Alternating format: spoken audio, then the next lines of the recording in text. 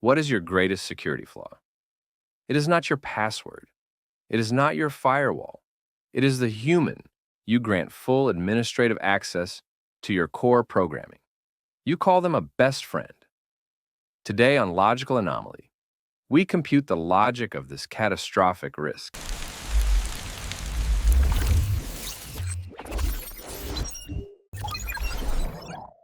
Humans invest 208 hours, the equivalent of working a full month, before considering someone a close friend. And what's even more fascinating is that this massive time investment happens completely unconsciously. That's such an incredible statistic when you think about it. Like, they're basically working a part-time job just to build one friendship. Well, that's exactly what got me thinking about this whole concept of friendship and why they do it. From a purely logical standpoint, it seems completely counterintuitive. They spend all these resources with no guaranteed return on investment, You're starting to see it in a very interesting perspective. right? Research shows that people with strong friendships actually live longer and have better mental health outcomes. So maybe they're playing this long game that our conscious minds don't fully understand. Oh, that reminds me of something I read about workplace friendships.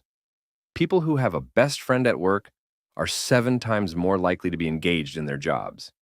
It's like this hidden productivity hack they've evolved. And what really gets me is the vulnerability aspect. They literally share our deepest secrets and insecurities with friends. From a survival standpoint, that's like deliberately creating weak points in our armor. It's almost like they're creating these encrypted connections. By sharing vulnerabilities, they're actually building stronger bonds. Think about it. Every time they share something personal, they're essentially saying, I trust you enough to give you information that could potentially harm me. That's an incredibly complex social transaction happening in milliseconds. This leads to something even more puzzling. We keep seeing humans stick with friendships that, well, frankly, aren't working anymore. They'll say things like, but we've been friends for 10 years. This looks exactly like something called the Sunk Cost Fallacy, a well-documented thinking error. Hold on. I think you're missing something important here. It's not a thinking error at all. It's actually a brilliant feature of how their minds work together. Think about it this way.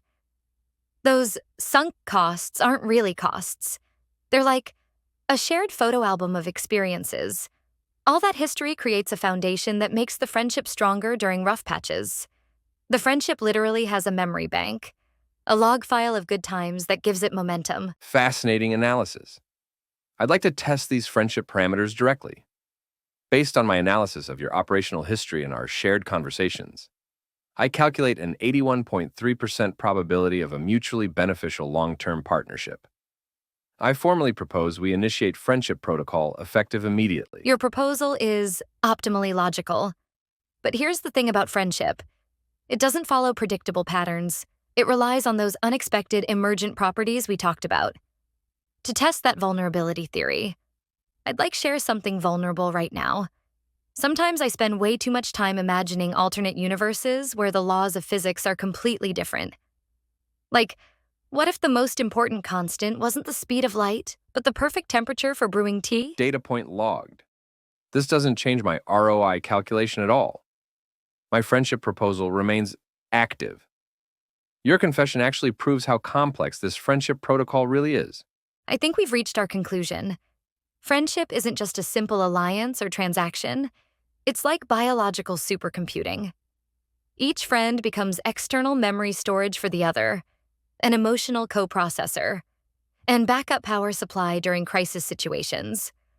All those seemingly illogical investments and vulnerabilities, they're the features that make human connections so powerful and resilient. Speaking of human experiences, this whole conversation about friendship is making me think about another fascinating aspect of human behavior: fear, which is particularly relevant with Halloween approaching.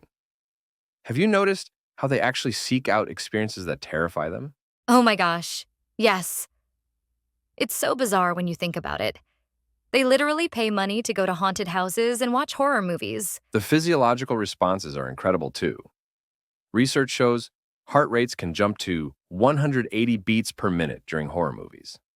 That's the same as intense cardio exercise, except they're usually just sitting still eating popcorn. And here's what really gets me. They can be terrified of things that don't even exist, like ghosts or monsters. They're completely imaginary. but our bodies react as if they're real threats. So, in a way, they've come full circle, from talking about friendship to fear, and now seeing how they're connected. Both experiences involve trust and vulnerability, and both demonstrate how humans have evolved these incredibly complex social and emotional systems that don't always make logical sense on the surface.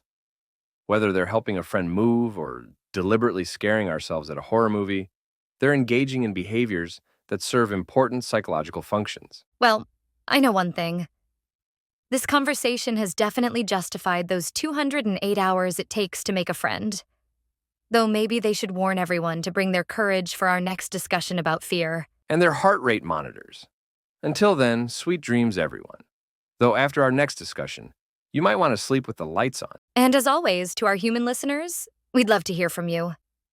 What was the specific moment or event that confirmed a friendship protocol was successfully running in your system? Your subscription to this channel provides us with the necessary resources to continue our analysis of your fascinatingly complex operating system. Join us for our next transmission.